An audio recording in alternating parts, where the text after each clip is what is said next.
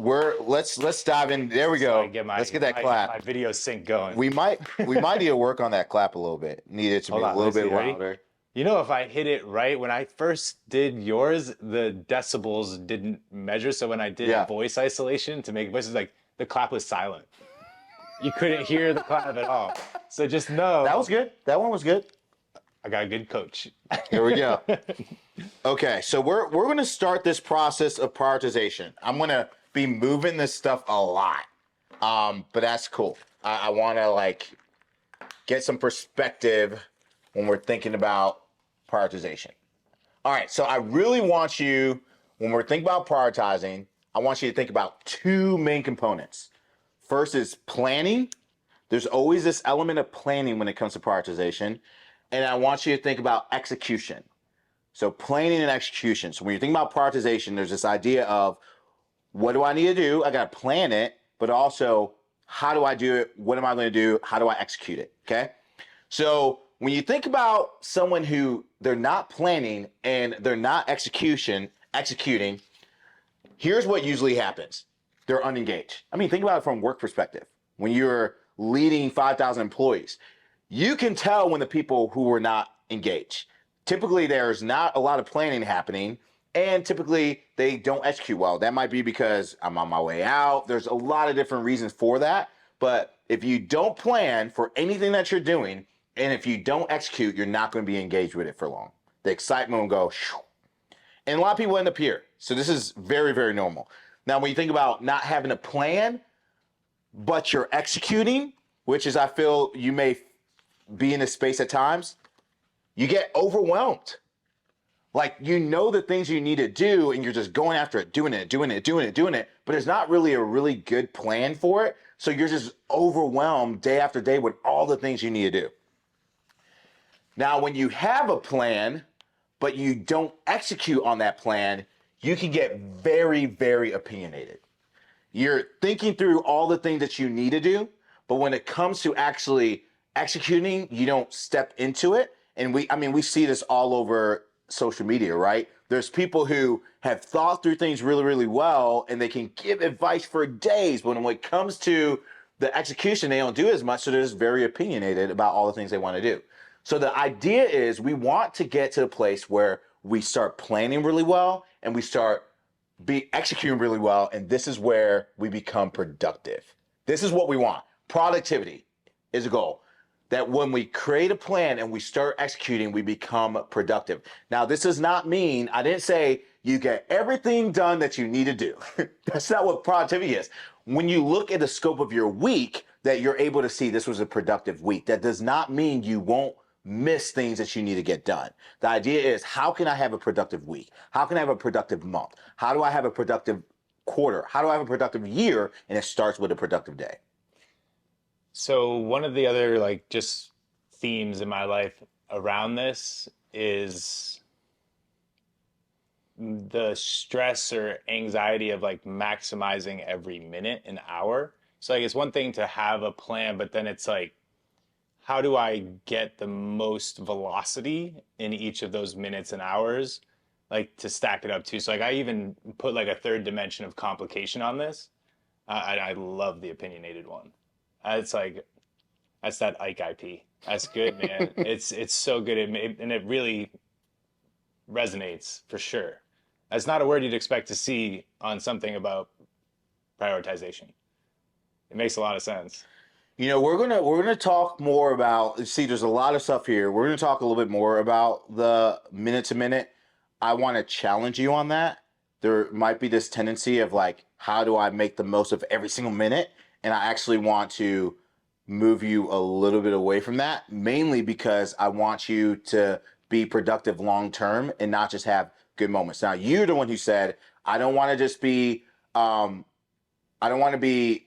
occasionally great. I want to be consistently good, right? So this idea of how do you become consistently good and not just have great moments. Minute by minute, you'll have occasionally great moments because you're going really hard and then you kind of crash a little bit. I want you little by little, you're just growing and growing and growing. And then you're starting to see over a period of time, like, oh my goodness, like I accomplished more this quarter than I've done the past 4 quarters. That's what I want you to be able to say, but it is going to be a more spaced out approach and not just every waking moment. And so when you heard 2 to 3 priorities a day, you're like, oh my gosh, that's not enough. I promise you, it is enough, especially when you think about it over time. And it's funny because we're like hitting both ends of the spectrum, because I talked to you a little bit about this too, where it was like I had like 8 things that I wanted to accomplish in a day, and now I'm really trying to focus on getting one thing done. That one thing is big too. Like it's not like it's just one task, but it's like one outcome on a day, and I'm like,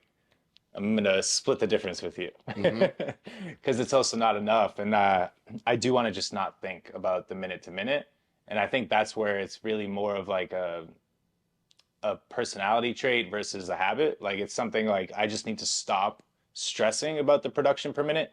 And I think a lot of it's I don't want to say like a bad habit from corporate, but we talked a little bit about like the calendar, like, you know, not working directly for corporations now. Like I still expect to have 8 to 8 booked every 30 minutes. Do you know what I mean? Like that habit and like feeling like how can I maximize the most? It's just unhealthy. And again, not really productive. Help me. Oh man, this is going to be good. This is a journey. It is a journey. And, you know, I'm introducing stuff that you probably have seen some of this stuff before. Maybe have not thought about as much, but I know I will introduce you some things you haven't thought about that are going to be extremely helpful for you. So I mentioned before, there's 4 foundational habits, and I want to show the correlation between the first 2, which are reflection and priority setting or prioritization, and show you how they're connected. And, you know, when we think about priority setting, we're like, all right, let me prioritize my day. Do not prioritize without reflecting. So I tell people, make sure you reflect before you prioritize. They go together. They flow together. You're going to have way better priorities if it's tied to your reflection. 1,000%.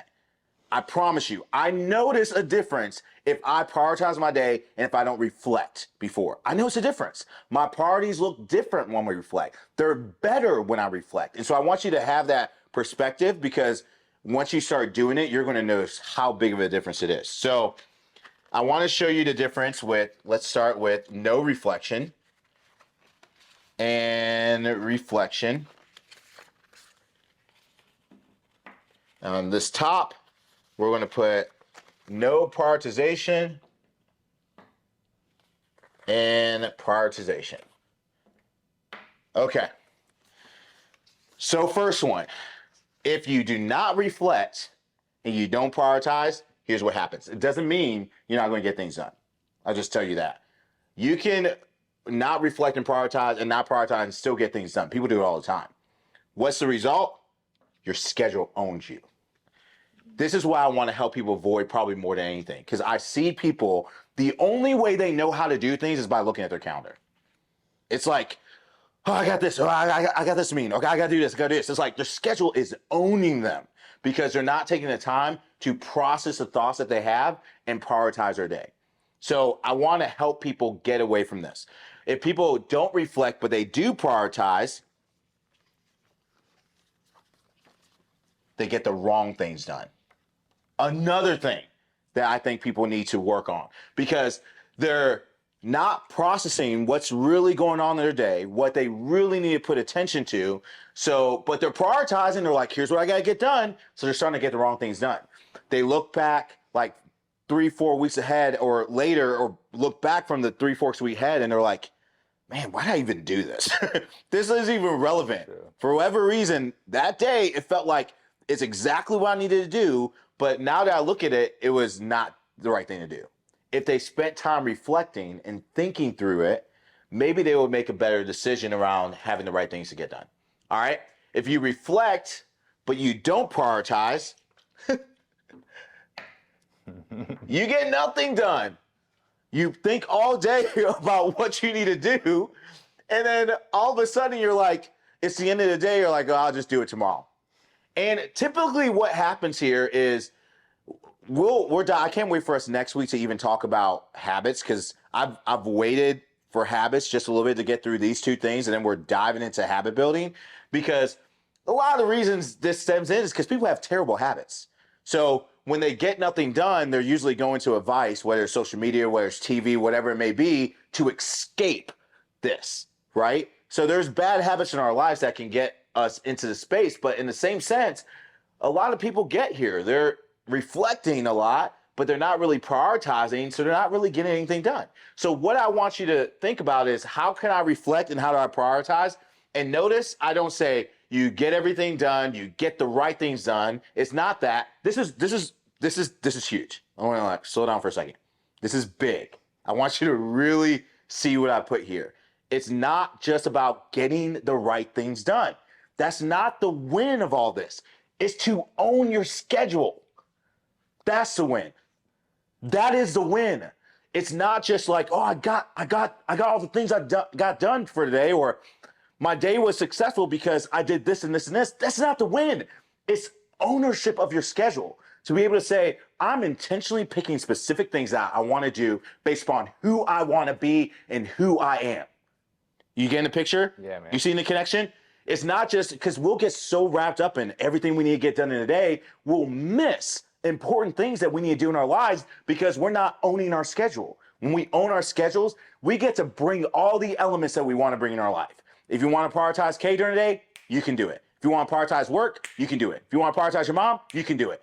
Instead of like, I'll get to that when I get to it. No, if it's connected to who I want to be, I want to make sure that's in my day at some point, right? Whether it's in my day, my week, my month, and I have to be able to own my schedule to do that. All right, step back. What are you thinking?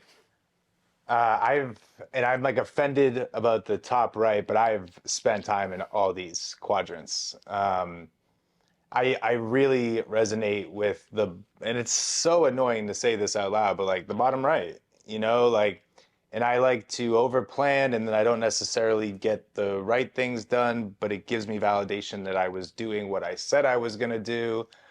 And this upper right, to get nothing done, in a weird way, Ike, I almost refer to it as like my superpower.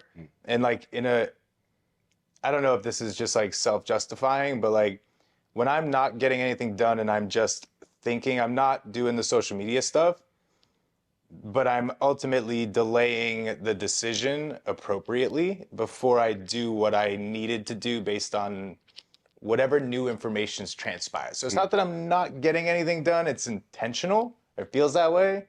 And then I do consistently get the wrong things done, for sure. And I do have my best days, I own my schedule. And I love the way that you're phrasing that. It makes me feel like I'm in control, right? I think that's where like the other things, they seem excuse driven, versus like the best days I have, Sunday was a great day. I own my schedule, and I did have a lot of priorities and I did reflect on what I needed to get done. I think a lot of it's the back against the wall. But yeah, clear direction, clear focus, and own my schedule. Long day, but great day. But I don't ever get nothing done. So I'm lying, by the way. I definitely do get nothing done some days. Yeah, think about this in the sense of, it is good. Some days we need good thinking, but think about this in the sense of more of a lifestyle that people can get locked into.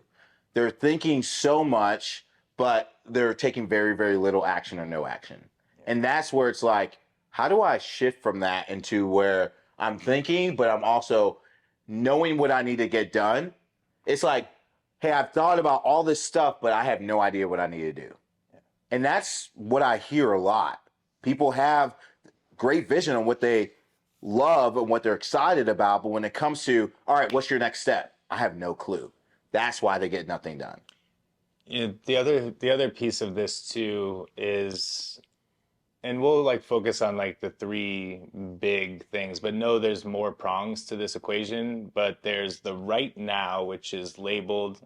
There's the out of the gate happening, but if you talk to me Sunday, it's just happened, Bald Republic.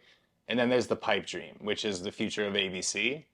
And so like this is something too where having to figure out how much time I intentionally spend on each of those three big endeavors is really difficult. And it's almost in a way too, like I never am going to be running from this, but I think I'm slowly robbing from all of them to get nothing done. You know, like, and I'm never getting nothing done, but I'll always find an excuse to focus on one thing or another, depending on where my passion is or what buzz got in my ear the day before, the morning of, the text, right? Like, I'll get a text from somebody I spoke to about it or, you know, investors and different things. And I'm like, stop everything. You know, stop everything. Forget about all this. We're going to the moon. And I think that's where the focus sometimes is just not there. And it's interesting as I articulate this and think about my principles, they benefit a lot from maybe some augmentation.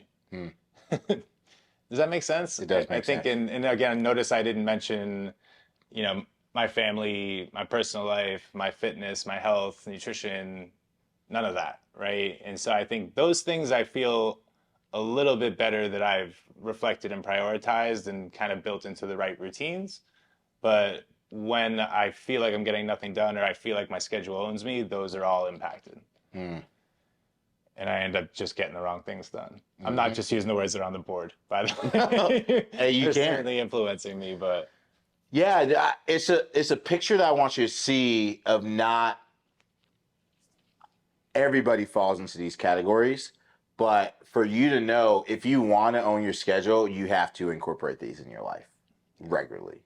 It's so important. tell me about the longer term prioritization stuff. I think that's like it's what blows me up, you know, like, and I know we talked a little bit about it with the skill assessment, but I don't take the time. And so like the analogy I use, we talked about 666, like 6 weeks, 6 months, 6 years. I don't literally put anything down on paper.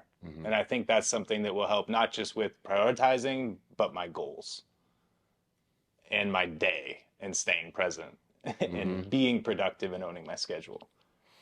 You give so many good segues into the next thing. Just naturally. It's like we almost talked about this before, but we didn't. I'm like, man, he just gave this perfect segue into, hey, why don't you talk about this? Sure. That's exactly what I was going to do. We actually didn't talk about it. So